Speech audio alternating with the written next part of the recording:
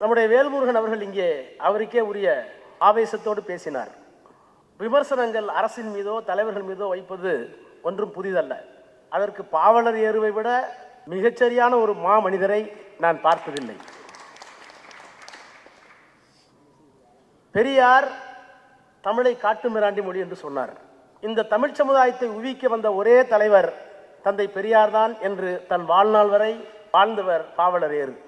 ஆனால் பெரியார் தமிழை காட்டு மிராண்டி மொழி என்று சொன்னவுடன் துணிச்சலோடு எழுதினார். பெரியார் இருக்கும்போதே எழுதினார், சமூக விடுதலைக்கு, சாதி ஒழிப்புக்கு, தமிழ் சமுதாயத்திற்கு தலைவர் அவர்தான் பெரியார், ஆனால் மொழி ஆராய்ச்சியில் அவர் சிறியார் என்று எழுதினார். எழுதிய பாவேந்தரை பார்த்து பெரியார் கோபித்துக் கொள்ளவில்லை. பெரியாரை இப்படி சொல்லிவிட்டோம் என்று பாவேந்தர் வருத்தப்படவில்லை. சொன்னவர் வருத்தப்படாமலும் தாக்கப்பட்டவர் கோபித்துக் கொள்ளாமலும் விமர்சனத்தை சொல்லக்கூடிய அளவுக்கு வேல்முருகனுக்கு திறமை இருக்குமானால் அதை செய்யுங்கள் என்றுதான் உங்களுக்கு சொல்லுகிறேன்.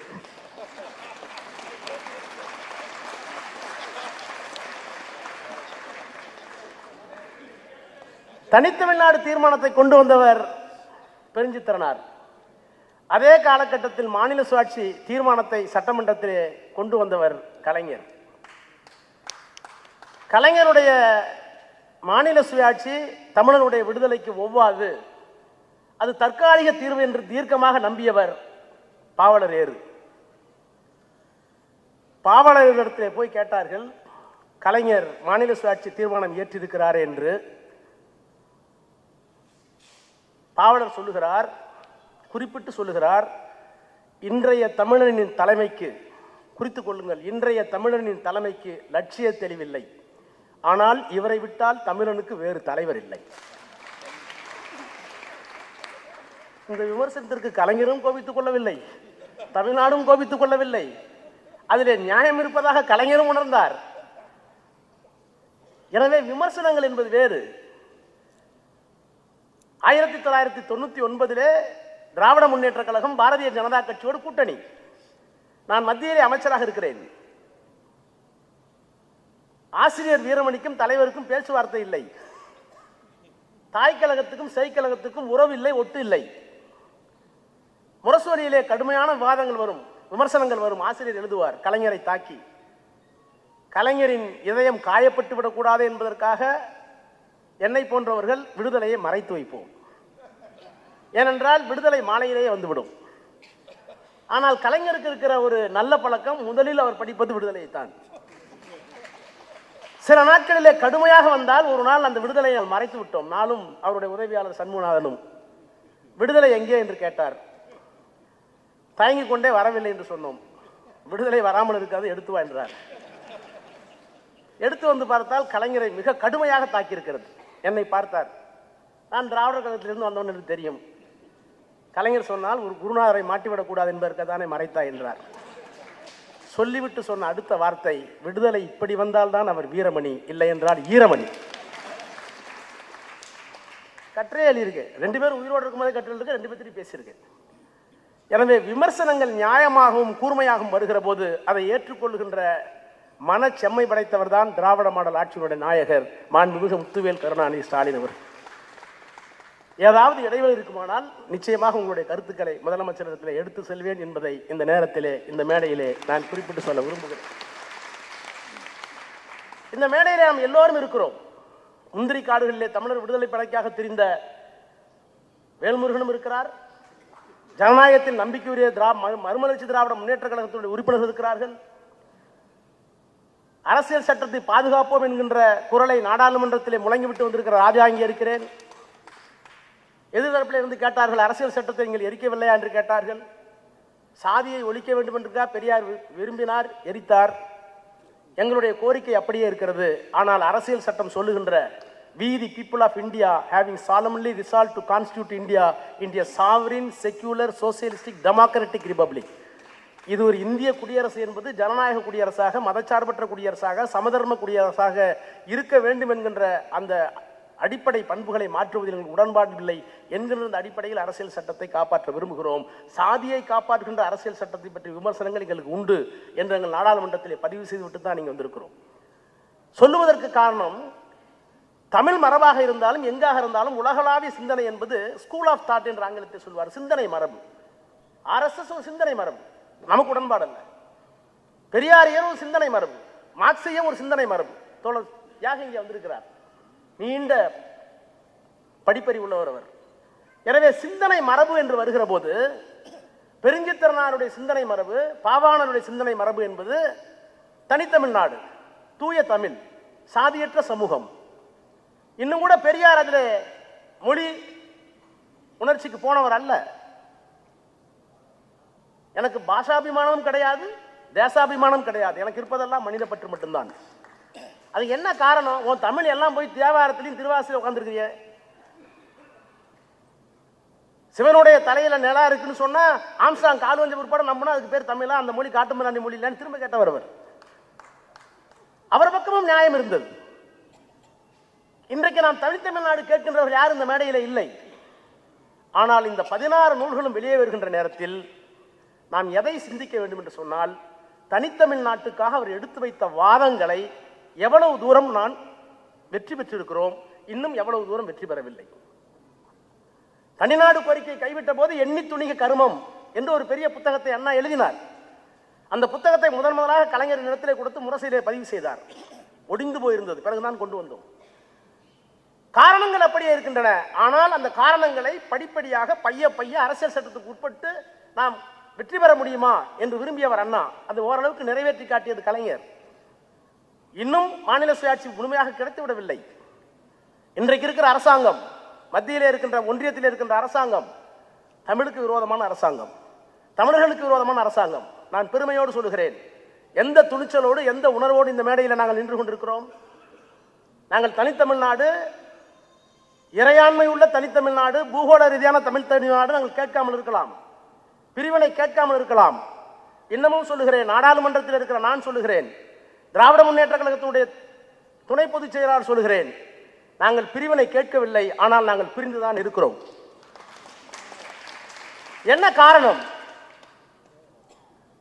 நுழைவுத் தேர்வு நீட் நாடாளுமன்றம் ஒப்புக்கொண்டது. The sovereign power of the parliament endorsed NEET. ஒட்டுமொத்த இறையாண்மை எங்கே தெரிகிறது? நாடாளுமன்றத்தில். அந்த இறையாண்மை உள்ள நாடாளுமன்றம் நீட்டை தேர்ந்து சரி என்கிறது. ஆனால் எங்கள் சட்டமன்றம் உன்னுடைய நீட் தவறு என்கிறது. நாங்கள் பிரிந்திருக்கிறோம். விஸ்வகர்மா திட்டம் 1952 நாங்கள் குலக்கல்வியை எதிர்த்து விட்டோம். ஆனால் நீங்கள் விஸ்வகர்மா திட்டம் என்று சொல்லி நான் நாடாளுமன்றத்திலேயே பதிவு செய்தேன்.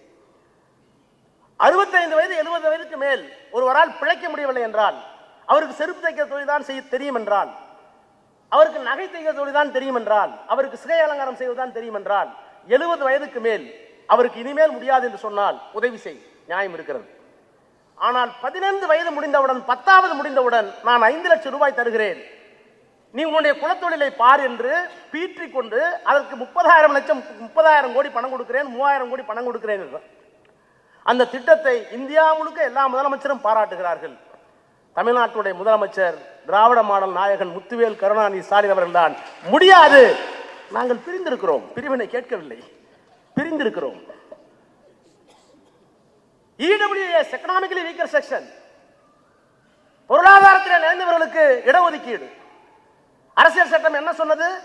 அரசியல் சட்டத்துடைய பிரிவு 16, 14, 15 எல்லாமே சோசியல் அண்ட் எக்கனாமிக்கலி பேக்வர்ட். சமூகத்தில் பின்தங்கி இருக்க வேண்டும், படிப்பில் பின்தங்கி இருக்க வேண்டும், எக்கனாமிக்கலி பேக்வர்ட் அல்ல. ஆனால் அதற்கு ஒரு வியாக்கியானத்தை கொடுத்து எக்கனாமிக்கலி வீக்கர் செக்ஷன் நான் நாடாளுமன்றத்திலே கேட்டேன். IIT-யில் தாழ்த்தப்பட்ட மக்கள், பிற்படுத்தப்பட்ட மாணவர்கள் இறந்து போகிறார்கள். சூசைட். OBC 2 பேர் இறந்து போயிட்டாங்க. 12க்கு மேற்பட்ட IIT-யில் தாழ்த்தப்பட்ட தலித் இளைஞர்கள் இறந்து போய்விட்டார்கள். பார்லிமெண்ட் கமிட்டியில் நான் இருக்கேன். அந்த கூட்டுக்குழுவிலே விசாரணைக்கு IIT-னுடைய டைரக்டர் வந்திருந்தார், அதிகாரிகள் வந்திருந்தார்கள் சாட்சிக்காக. அவர்களிடத்தில் நாங்கள் கேட்டோம், ஆண்டு ஒன்றுக்கு தலித் மாணவர்கள், 1-2 பிற்படுத்தப்பட்ட மாணவர்கள், மிகவும் பிற்படுத்தப்பட்ட மாணவர்கள் தற்கொலை செய்து கொள்கிறார்கள், என்ன காரணம்? அவர்கள் சொன்ன பதில், sorry sir, they are not able to cope up with the syllabus கரிகுலம். மணிக்கம் ஐயா, அவர்களால் எங்களுடைய பாடத்திட்டத்தை முழுமையாக ஏற்றுக்கொண்டு படிப்பதற்கு தகுதியில்லாதவர்களாக இருக்கிறார்கள். அவர்கள் பெற்ற மதிப்பெண் என்ன? 196 200. நான் அடுத்த கேள்வி கேட்டேன். இப்பொழுது இடபிள்யூஎஸ் வந்திருக்கிறது. 200க்கு 196 பெற்றிருந்தால் அவரால் சிலபஸை படிக்க முடியல, பாடத்திட்டத்தை உள்வாங்கிக்க முடியல, தகுதி இல்லை. ஏனென்றால் அவர் தாழ்த்தப்பட்டவன். ஆனால் எக்கனாமிக்கலி வீக்கர் செக்ஷன் என்று சொல்லுகின்ற பொருளாதாரத்தில் பின்தங்கி இருக்கிற ஒருவர் 196 அல்ல 192 வாங்கி படிக்கிறார். அவர் ஏன் தற்கொலை செய்து கொள்ளவில்லை? காரணம் கேட்டால் விழிக்கிறார்கள். அப்ப மதிப்பெண் அல்ல, அவருடைய கோளாறு மனதுக்குள் இருக்கிறது, மூளைக்குள் இருக்கிறது. அதைத்தான் அம்பேத்கர் சொன்னார், ஜாதி வேறெங்கும் இல்லை. இந்த அரங்கத்தில் யாராவது ஒருவர் எழுப்பி என்ன ஜாதின்னு சொல்ல முடியுமா? என் முகத்தை பார்த்து நான் தாழ்த்தப்பட்டவன் சொல்ல முடியுமா? வேல்முருகன் பார்த்து வன்னியர்னு சொல்ல முடியுமா? சொல்ல முடியாது. தெரியாத இடத்துல தான் அவ்வளோ பாடுபடுவான். ஒருத்தர் என்ன ஜாதின்னு தெரிஞ்சுக்கிட்டா, ட்ரெயினில் போனால் எந்த ஊருங்க? பெரம்பலூர். உடனே அவர் என்ன ஜாதின்னு தெரிஞ்சுக்கணும்னா, ராஜாவுக்கு சொந்தமா? இல்லை, அப்போ அவர் இல்லை. இந்த பக்கத்தில் வேல்முருகனுக்கு சொந்தமா? இல்லை, அப்போ வன்னியர் இல்லை. இப்படியே ஒன்று ஒன்றா கேட்டுட்டு வந்து யாரு தான் தெரிஞ்சுக்குள்ள மண்டையை பிச்சுக்குவான். கண்ணுக்கு தெரியாத ஒன்று, உணர்வுக்கு தெரியாத ஒன்று. It is a notion in your mind. Ambedkar அது ஒரு மனதுக்குள் இருக்கிறது. It is not a barbed wire, it is not a brick of wall. அது செங்கல் சவரோ ஒரு கல்வேலியோ ஒரு முள்வேலியோ அல்ல. உனக்குள் திணிக்கப்பட்டிருக்கிறது ஆரியத்தால். அந்த ஆரியத்தை வெளியே எடுக்காத வரை தமிழனுக்கு வாழ்வில்லை என்று சொன்னவர், மொழியை காப்பாற்ற என்று சொன்னவர் நம்முடைய பிரிஞ்சுதனார் அவர்கள். அப்ப பெரியார் ஒரு ஸ்கூல் ஆஃப் தாட். ஆனால் அந்த ஸ்கூல் ஆஃப் தாட்ல சிந்தனை மரபில் மொழியை காப்பாற்ற வேண்டும் என்கிற முழக்கம் இல்லை. அந்த முழக்கத்தை சேர்த்து கொண்டு வந்த இயக்கம் தான் பாவாணரும் நம்முடைய பாவலர் ஏறும். நான் இன்னும் கூட சொல்லுகிறேன், தனித்தமிழ் இயக்கத்தை 1916 ஆரம்பிச்சதுக்கு சொன்னீங்க. மறைமலை அடிகளோ நாவலர் சோமசுந்தர பாரதியாரோ அல்லது ஆறுமுக நாவலரோ தனித்தமிழ் இயக்கம் கட்டியவர்கள். ஆனால் அவர்களுக்கு சாதி நம்பிக்கை இருந்தது, இருக்க வேண்டும் என்று விரும்பியவர்கள், தீண்டாமை இருக்க வேண்டும் என்று விரும்பியவர்கள். இன்னும் ஒருபடி மேலே போய் சொன்னால், தாழ்த்தப்பட்ட மக்களை கோயிலுக்குள்ள உள்ள போலாமான்னு கேட்ட பெரியார், உங்களுக்கு என்ன பிரச்சனைன்னு பெரியார் கேட்டப்ப மறைமலை அடிகள் சொன்னார், ரொம்ப சுத்தமா 2 தடவை சவுக்காரம் போட்டு கல்விட்டு வந்தா குள்ளலாம் விடுறதுக்கு யோசிக்கலான்னார். 2 தடவை சவுக்காரம் போட்டு சுத்தமா வந்தா கோயிலுக்குள்ள விடுறதுக்கு யோசிக்கலான்னார் மறைமலை அடிகள். இவர் சொன்னாரு, ஐயா சொல்றாரு, நான் 15 நாளைக்கு ஒரு தான் குடிக்கிறேன், என்ன ஏன் விடுறேன்னு கேட்டார். உனக்கு பிரச்சனை உடம்பு மேல இருக்கிற அழுக்கு இல்ல, உன் அழுக்கு மனசுக்குள்ள இருக்குன்னு மறைமலை அடிக்கே சொன்ன இயக்கம் இந்த இயக்கம். அப்போ பெரியார் ஒரு சிந்தனை மரபு, மொழியை தொடல், அவ்வளவுதான். ஆனா தமிழுக்கு போராடினவர் அவர் தான். ஆனால் மொழியால் இந்த இனத்தை அடையாளப்படுத்துவதை விட சாதியற்ற ஒரு சமூகம் வர வேண்டும். இன்னும் சொல்ல போனால் 1956 அரசியல் சட்டத்தை எழுச்சி உள்ள போகும்போது என்ன சொல்றார், எடுத்து படிச்சு பாருங்க. என் அரும் தமிழ் மக்களே, என் உயிரினும் மேலான 2 கொள்கைகள், ஒன்று சாதி ஒழிப்பு, இன்னொன்று தனித்தமிழ்நாடு. இந்த 2க்காகவும் என் உடல் பொருள் அனைத்தையும், உயிர் உடல் பொருள் அனைத்தையும் அர்ப்பணிக்க சித்தமாகித்தான் சிறை செல்கிறேன், போய்விட்டு வருகிறேன், வணக்கம் வணக்கம் வணக்கம் என்று 3 முறை வணக்கம் சொன்ன மகத்தான மனிதர் பெரியார். இன்னைக்கு அவரை கொச்சப்படுத்துறாங்க.